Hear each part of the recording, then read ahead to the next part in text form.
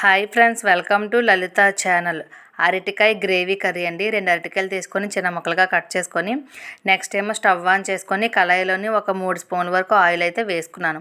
Oil మరిగిన తర్వాత సన్నగా కట్ చేసిన ఆనియన్స్ అలాగే పచ్చిమిర్చి వేసుకొని ఫ్రై చేసుకోవాలి. ఫ్రై అయిపోయిన తర్వాత సన్నగా కట్ చేసుకున్న టమాటా ముక్కలు అయితే వేసుకొని చూపించిన విధంగా కలుపుకోవాలి.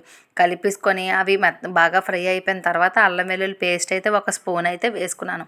నేను అల్లం వెల్లుల్లి పేస్ట్ అయితే ఇంట్లో ఎప్పటికప్పుడే తయారు చేస్తానండి. ఆ పేస్ట్ అయితే వేసుకొని నెక్స్ట్ ఏమో మనం ముందుగా కట్ చేసుకున్నాం కదా అరటికాయ ముక్కలు అయితే వేసుకొని బాగా కలుపుకోవాలి.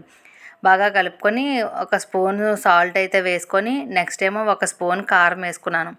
కారం వేసుకొని ఈ ఉప్పు కారము అల్లం వెల్లుల్లి పేస్ట్ అన్నీ ముక్కలకు పట్టేలా బాగా కలిపేసుకొని నెక్స్ట్ ఏమో ఒక గ్లాస్తో వాటర్ అయితే వేసుకొని వాటర్ వేసుకున్న మూత అయితే పెట్టేసుకొని 10-15 నిమిషాల తర్వాత చెక్ చేసి చూస్తే అరటికాయ కర్రీ అయితే రెడీ అండి.